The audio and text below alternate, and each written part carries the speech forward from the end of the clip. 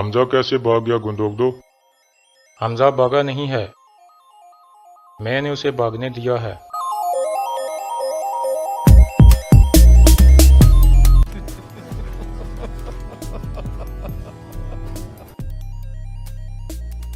देखो किसे लाया हूँ, तुमरुल,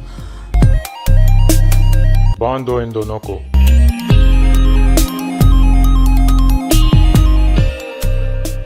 अस्सलाम वालेकुम नाजरीन। इस किस्त के आगाज़ में दुआन बहुत परेशान लेटा हुआ होता है। बामसी तुरगत से कहता है, कल हम सफ़र पर जा रहे हैं, इसलिए दुआन परेशान हो गया है क्योंकि ये बानों को नहीं देख सकेगा। तुरगत कहता है, इंशाल्लाह तुम्हें भी एक दिन प्यार होगा तो तुम्हें पता चलेगा कि प्यार में जलना क्या होता है और ये दुनिया कितनी जालिम है। बामसी कहता है, तौबा करो, मैंने शादी अपनी तलवारों से कर ली है और घोड़े को मैं अपना बेटा समझता हूँ और मैं तब तक लड़ता रहूंगा जब तक मेरी जिंदगी खत्म नहीं हो जाती।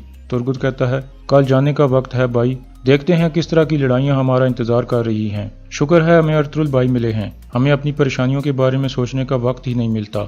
इसके बाद तुरगत दिया बुझा देता है और वो सो जाते हैं। दूसरी तरफ हमजा जेल से भागने के बाद ताजिर इफरासियाब के खेमे में पहुंच जाता है। इफरासियाब कहता है, तुम यहाँ क्या कर रहे हो? हमजा कहता है, नयान अपने बहादुर सिपाहियों को कभी नहीं भूलता, तुम मुझे कबीले से निकालने का कोई तरीका ढूंढो, मैं और नयान तुम्हारे बहुत शुक्रगुजार होंगे। इफरासियाब कहता है, खुश आमदीद, नयान भी यही चाहता था और ऐसा ही हो गया। अगले दिन सुबह के वक्त अर्तुल सफर पर रवाना होने के लिए तैयार होता है। वो हलीमा से मिलता है और अपने खेमे से बाहर निकल जाता है। बाहर उसके तीनों साथी तैयार खड़े होते हैं। गुंदोगदो भी बाहर खड़ा होता है और कहता है, अल्लाह तुम्हारी मंजिलें आसान करे, तेज जाओ और तेज आओ।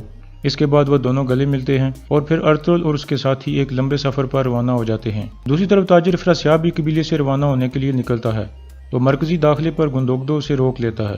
ताजिर इफरासियाब ने अपने सामान में दो लोगों को छुपा रखा था, एक सलजान और दूसरा हमजा। गुंदोगदो सामान देखने के लिए पीछे जाता है। इस दौरान वो हमजा को देख लेता है लेकिन वो बिल्कुल नहीं चौंकता क्योंकि हमजा को गुंदोगदो ने ही जेल से भगवाया था। जेल में हमजा ने कहा था कि मैं नयान का सार लाना चाहता हूँ और मुझे एक आखिरी मौका दे दो। इसके अलावा उसने ये भी बता दिया था कि ताजिर इफरासियाब भी नयान से मिला हुआ है, जिस पर गुंदोगदो ने कहा था, ठीक है, मैं तुम्हें जेल से निकालूंगा और तुम सीधे इफरासियाब के खेमे में जाओगे। इसके बाद गुंदोगदो ने उसे एक खंजर और ताले की चाबी दे दी थी। सामान देखने के बाद गुंदोगदो आगे आता है और ताजिर इफरासियाब को कहता है, तुम जा सकते हो। दरअसल वो सलजान को नहीं देख पाया था और इस तरह ताजिर इफरासियाब वहां से रवाना हो जाता है। दूसरी तरफ अर्तुल और उसके साथी तेजी से अपनी मंजिल की तरफ रवां दवां होते हैं।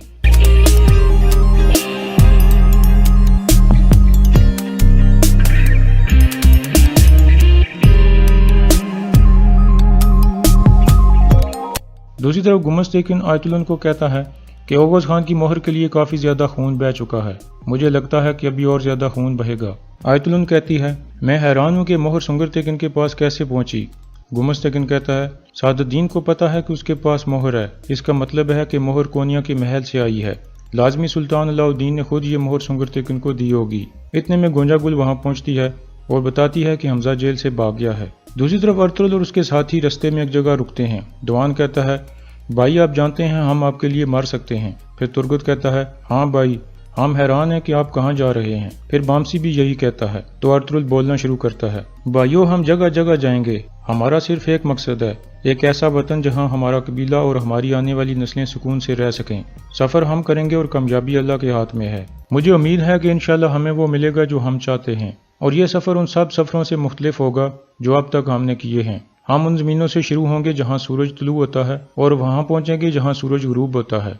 तुरगत समझ आता है और कहता है, इसका मतलब है वो जमीनें जहाँ बिजांतीन है और स्लेबियों की हुकूमत है।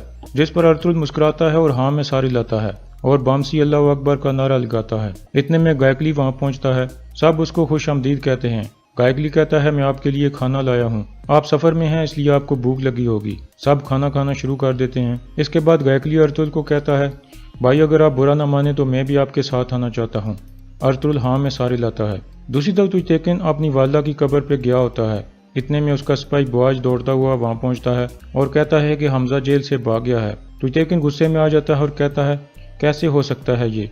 दूसरी तरफ गुंदोगदो अपनी चाल के बारे में हाइमा खातून और सुंगरतेकिन को भी बता देता है और कहता है, मैंने अपने सिपाही दुमरुल को भी इफरासियाब के पीछे भेज दिया है। इतने में कुरको सरदार वहां पहुंचता है और गुस्से में गुंदोगदो से कहता है, हमजा कैसे भाग गया गुंदोगदो? हमजा भागा नहीं है, मैंने उसे भागने दिया है। اس کے بعد گندوگدو کہتا ہے کہ اب میں حمزہ کے پیچھے سپاہی بھیجوں گا، آپ لوگوں کے علاوہ ہر کسی کو یہی پتہ چلنا چاہیے کہ وہ بھاگ گیا ہے۔ اتنے میں گمس تیکن اور تجتیکن بھی وہاں پہنچتے ہیں۔ تجتیکن غصے سے باتیں کرنا شروع کر دیتا ہے کہ کیسے وہ غدار بھاگ گیا، اس نے ہمارے قبیلے کو اتنا نقصان پہنچایا ہے۔ گندوگدو کہتا ہے آتشی لڑکے تم آرام سے یہاں بیٹھو، میں تمہیں بتاتا ہوں۔ پھر سب لوگ بیٹھ جاتے ہیں۔ دوسری طرف ارطغرل اور اس کے 4 ساتھی ایک بار پھر اپنا سفر شروع کر دیتے ہیں اور تیزی سے منزل کی طرف بڑھنے لگتے ہیں۔ دوسری طرف تاجر افراسیاب نویان کی طرف جا رہا تھا۔ اس دوران دمرل بھی چھپ کر اس کی نگرانی کر رہا تھا۔ راستے میں ایک جگہ افراسیاب گھوڑا روک لیتا ہے اور کہتا ہے ہم قبیلے سے کافی دور آ گئے ہیں، اس لیے اب ہمیں حمزہ کو باہر نکال لینا چاہیے۔ اس کے بعد وہ پیچھے جا کر حمزہ کو باہر نکالتا ہے۔ حمزہ کہتا ہے تم نے ایک عظیم کام کیا ہے افراسیاب، نویان تمہیں اس کا انعام ضرور دے گا۔ افراسیاب کہتا ہے گندوگدو کتنا بیوقوف ہے، اس نے سامان کے گرد چکر بھی لگایا لیکن میں تم دونوں کو قبیلے سے نکال کے لے آیا۔ حمزہ حیران ہوتا ہے کہ دوسرا کون ہے۔ پھر وہ مل کر ایک ڈبہ نیچے اتارتے ہیں جس میں سلجان موجود تھی۔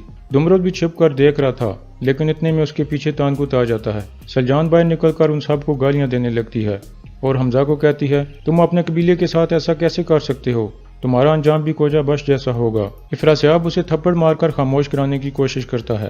دوسری طرف تانکوت دمرل پر حملہ کر کے اس کو قابو کر لیتا ہے اور پھر اس کو بھی پکڑ کر سلجان کے پاس آ جاتا ہے۔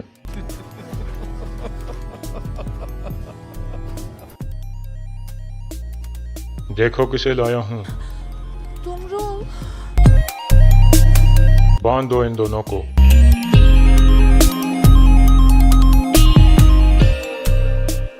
اس کے بعد وہ سلجان اور دمرل کو باندھتے ہیں اور ان کی آنکھوں پر بھی پٹی باندھ دیتے ہیں۔ دوسری طرف قبیلے میں حلیمہ سلطان سلجان کے خیمے میں جاتی ہے لیکن اسے سلجان کہیں نظر نہیں آتی۔ اتنے میں گوکچے بھی وہاں پہنچتی ہے اور سلجان کے خلاف باتیں شروع کر دیتی ہے۔ حلیمہ کہتی ہے وہ تمہاری بہن ہے، تمہیں اس طرح کی باتیں نہیں کرنی چاہیے۔ گوکچے کہتی ہے پہلے تم بتاؤ کہ میری بہن کے ساتھ کیا کرنے آئی تھی، کیا تم نے بھی سلجان کے نقشے قدم پر چلنے کا فیصلہ کر لیا ہے؟ حلیمہ کہتی ہے اپنی حد میں رہو۔ پھر گوکچے اپنا خنجر نکالنے لگتی ہے تو حلیمہ فوراً اپنا خنجر نکال کر اس کے گلے پر رکھ دیتی ہے اور اسے قابو کر لیتی ہے اور کہتی ہے مجھے پتا ہے کہ تم کیا کر رہی ہو، تم نے میرے گلے پر اس دن خنجر رکھا تھا جب میں بہت دکھی اور پریشان تھی، اگر آئندہ تم نے ایک بھی غلطی کی تو میں تمہیں معاف نہیں کروں گی۔ پھر حلیمہ اسے دھکا مار کے باہر نکل جاتی ہے۔ دوسری طرف حیمہ خاتون کہتی ہیں نویان نے حملے کے بعد لازمی اور سپاہی منگوا لیے ہوں گے۔ کرکٹ سردار کہتا ہے اب ہمارے اوپر کوئی بڑا حملہ ہو سکتا ہے۔ پھر گندوگدو کہتا ہے آپ صحیح کہہ رہے ہیں، اب وہ اور سختی سے حملہ کرے گا۔ نویان کا زخم ابھی تازہ ہے اس لیے میں اسے اس کے اندر سے ہی شکست دینا چاہتا تھا اور حمزہ کی صورت میں یہ موقع مجھے مل گیا ہے۔ وہ پتہ لگا لے گا کہ نویان کا نیا ڈیرا کہاں ہے، وہ عبدالرحمن کا نامکمل کام مکمل کرے گا۔ کرکٹ سردار کہتا ہے مجھے امید ہے حمزہ دوبارہ تمہیں دھوکہ نہیں دے گا۔ گندوگدو کہتا ہے اسے غداری کرنے دیں ماموں، ہمیں یہ پتہ تو چلے گا کہ غدار کون ہے، وہ کوجا بش کی طرح ہماری پیٹھ میں چھرا تو نہیں گھونپے گا۔ اور یہاں اس قسط کا اختتام ہو جاتا ہے۔